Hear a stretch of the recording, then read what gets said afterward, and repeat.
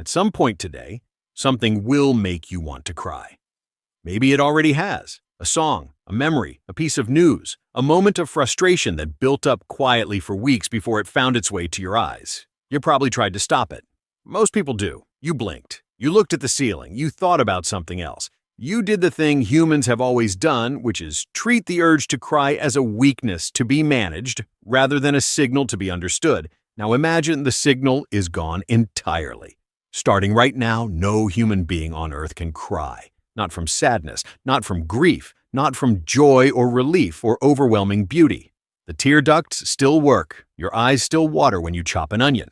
But emotional tears, the kind that come from feeling something too large to hold inside your body, gone, switched off, permanently.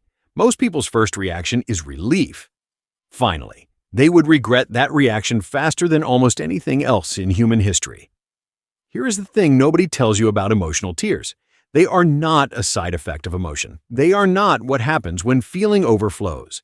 Emotional tears are a communication system, one of the oldest and most sophisticated your species has ever developed, and you are about to find out exactly what happens when it goes offline.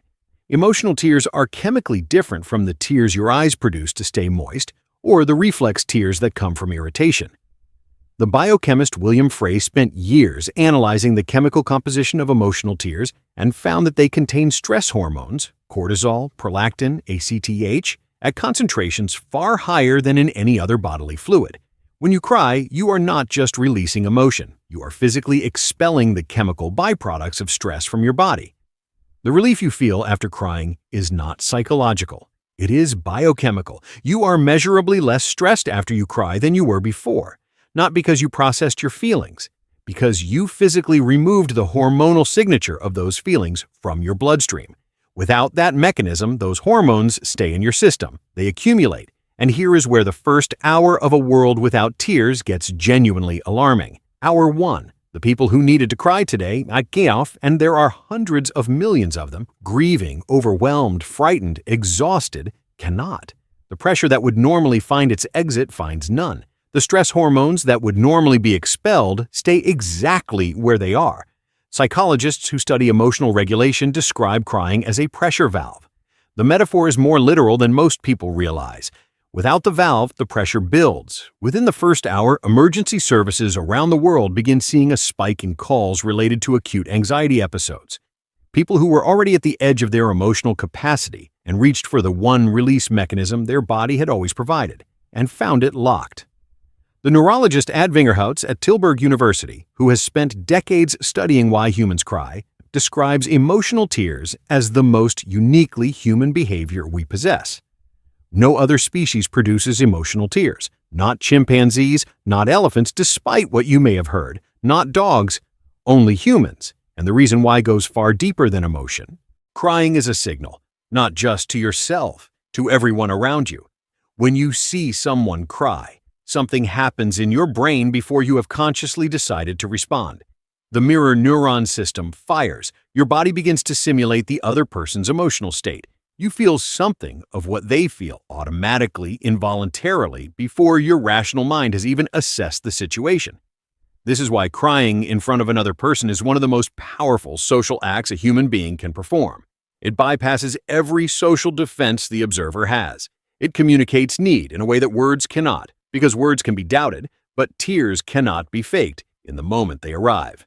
Remove emotional tears, and you remove the most honest signal in the human social vocabulary. Day 1. By the end of the first day, something is shifting in human relationships that nobody has a name for yet. Arguments that would normally resolve through tears are not resolving. The moment when one person's defenses finally broke, when the anger dissolved into something more vulnerable, when the other person saw that and felt their own anger soften in response, that moment is not happening. Conflicts that would have reached their emotional floor are staying elevated.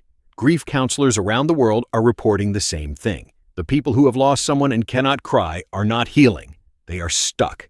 The process that usually begins when the first tears arrive. The social signal that brings others close, the biochemical release, the physical marker that tells the grieving person their body has acknowledged the loss, is absent.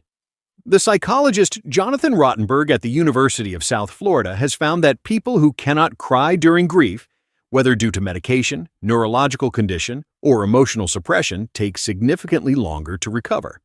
The tears are not a sign that grief has arrived. They are part of how grief moves through you and out the other side. Without them, it stays. Week 1.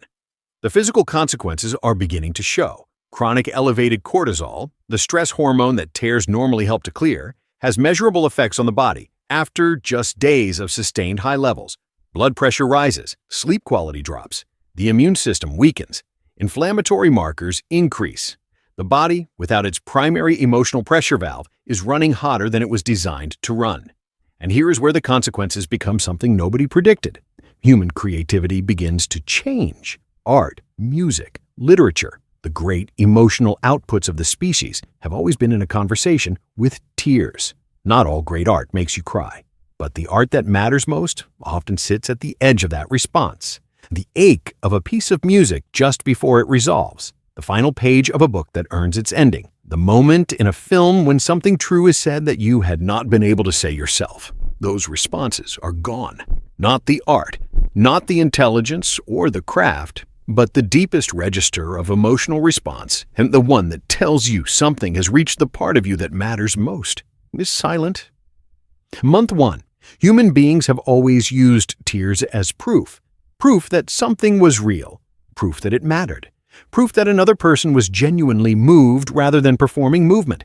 Without that proof, something subtle but profound begins to shift in how much people trust their own emotional responses. If I cannot cry at my father's funeral, did I love him enough?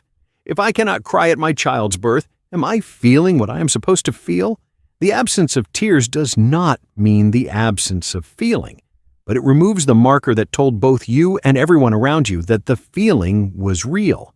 And without that marker, in a world of 8 billion people who have always used tears to verify the things that mattered most to them, something essential begins to quietly come apart. You thought crying was a sign of weakness. It turns out it was the thing holding everything together. At some point today, something will make you want to cry. And now, finally, you know why your body was right to want that. It was not falling apart. It was doing exactly what it was built to do.